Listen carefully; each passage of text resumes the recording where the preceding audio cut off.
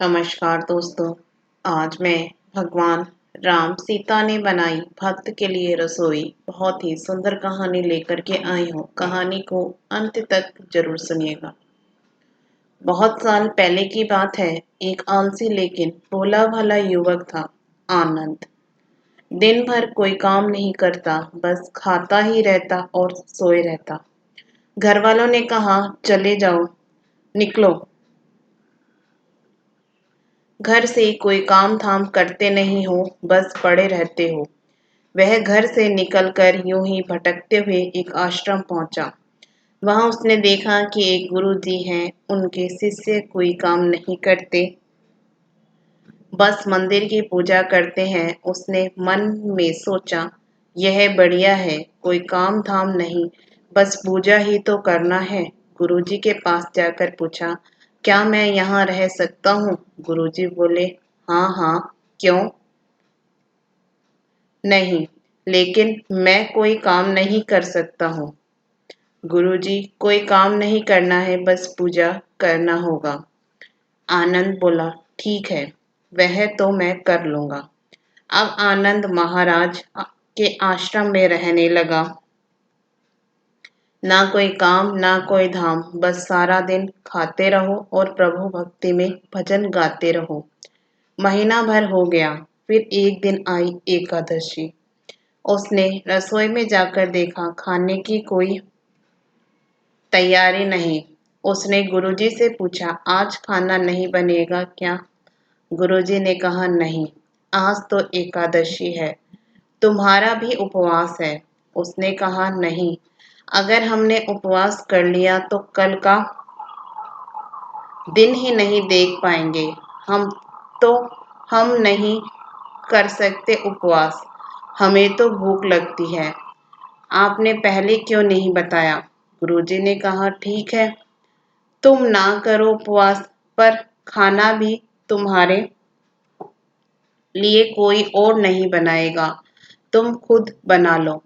मरता क्या मैं करता। गया रसोई में। गुरुजी फिर आए। देखो, अगर तुम खाना बना लो तो राम जी को भोग जरूर लगा देना और नदी के उस पार जाकर बना लो रसोई। ठीक है। लकड़ी, आटा, तेल, घी, सब्जी लेकर आनंद महाराज चले गए। जैसा तैसा खाना भी बनाया। खाने लगा तो याद आया, गुरुजी ने कहा था कि राम जी को भोग लगाना है। लगा भजन गाने, आओ मेरे राम जी, भोग लगाओ जी। प्रभु राम आइए, श्री राम आइए, मेरे भोजन का भोग लगाइए। कोई ना आया तो बेचैन हो गया कि यहाँ तो भूख लग रही है और राम जी आ नहीं रहे। भोला मानस जानता नहीं था कि प्रभु साक्षात तो आएंगे नहीं, पर गुरुजी की बात मानना जरूरी है। फिर उसने कहा, देखो प्रभु राम जी, मैं समझ गया कि आप क्यों नहीं आ रहे हैं। मैंने रूखा सूखा बनाया है और आपको तरमाल खाने की आदत है, इसलिए नहीं आ रहे हैं। तो सुनो प्रभु, आज वहां भी कुछ नहीं बना है, सबको एकादशी है, खाना हो तो यह भोग ही खा लो। श्री राम अपने भक्त की सरलता पर बड़े मुस्कुराए और माता सीता के साथ प्रकट हो गए। भक्त असमंजस में, गुरुजी ने तो कहा था कि श्री राम जी आएंगे, पर यहाँ तो माता सीता भी आई हैं और मैंने तो भोजन बस दो लोगों का बनाया है। चलो, कोई बात नहीं, आज इन्हें ही खिला देते हैं। बोला, प्रभु मैं भूखा रह गया, लेकिन मुझे आप दोनों को देखकर बड़ा अच्छा लग रहा है। लेकिन अगले एकादशी पर ऐसा ना करना, पहले बता देना कि कितने जन आ रहे हो, और हाँ, थोड़ा जल्दी आ जाना। राम जी उसकी बात पर बड़े मुदित हुए, प्रसाद ग्रहण करके चले गए। अगली एकादशी तक यह भोला मानस सब भूल गया। उसे लगा प्रभु ऐसे ही आते होंगे और प्रसाद ग्रहण करते होंगे। फिर एकादशी आई। गुरुजी से कहा, मैं चला अपना खाना बनाने, पर गुरुजी थोड़ा ज्यादा अनाज लगेगा, वहां 2 लोग आते हैं। गुरुजी मुस्कुराए, भूख के मारे बावला है, ठीक है, ले जा और अनाज ले जा। अब की बार उसने 3 लोगों का खाना बनाया, फिर गुहार लगाई, प्रभु राम आइए, सीताराम आइए, मेरे भोजन का भोग लगाइए। प्रभु की महिमा भी निराली है। भक्त के साथ कौतुक करने में उन्हें भी बड़ा मजा आता है। इस बार वे अपने भाई लक्ष्मण, भरत, शत्रुघ्न और हनुमान जी को लेकर आ गए। भक्त को चक्कर आ गए। यह क्या हुआ? एक का भोजन बनाया तो 2 आए। आज 2 का खाना ज्यादा बनाया तो पूरा खानदान आ गया। लगता है आज भी भूखा ही रहना पड़ेगा। सबको भोजन लगाया और बैठे बैठे देखता रहा। अनजाने ही उसकी भी एकादशी हो गई। फिर अगली एकादशी आने से पहले गुरुजी से कहा, गुरुजी, ये आपके प्रभु राम जी अकेले क्यों नहीं आते? हर बार कितने सारे लोग ले आते हैं। इस बार अनाज ज्यादा देना। गुरुजी को लगा कहीं यह अनाज बेचता तो नहीं है, देखना पड़ेगा जाकर। भंडार में कहा, इसे जितना अनाज चाहिए दे दो, और छुपकर उसे देखने चल पड़े। इस बार आनंद ने सोचा, खाना पहले नहीं बनाऊंगा, पता नहीं कितने लोग आ जाएं। पहले बुला लेता हूँ, फिर बनाता हूँ।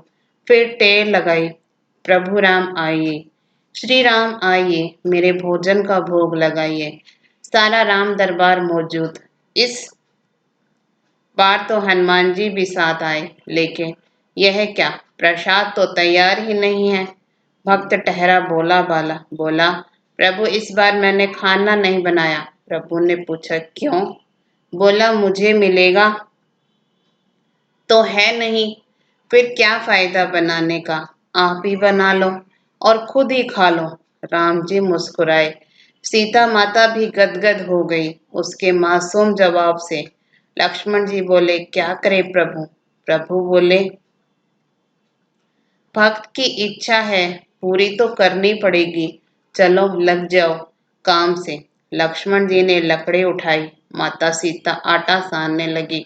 भक्त एक तरफ बैठकर देखता रहा। माता सीता रसोई बना रही थी तो कई ऋषि मुनि, यक्ष, गंधर्व प्रसाद लेने आने लगे। इधर गुरुजी ने देखा खाना तो बना नहीं, भक्त एक कोने में बैठा है। पूछा, बेटा क्या बात है, खाना क्यों नहीं बनाया? बोला, अच्छा किया गुरुजी आप आ गए, देखिए कितने लोग आते हैं प्रभु के साथ। गुरुजी बोले, मुझे तो कुछ नहीं दिख रहा तुम्हारे और अनाज के सिवा। भक्त ने माथा पकड़ लिया। एक तो इतनी मेहनत करवाते हैं प्रभु, भूखा भी रखते हैं, और ऊपर से गुरुजी को दिख भी नहीं रहे, यह और बड़ी मुसीबत है। प्रभु से कहा, अब गुरुजी को क्यों नहीं दिख रहे हैं? प्रभु बोले, मैं उन्हें नहीं देख सकता। बोला, क्यों?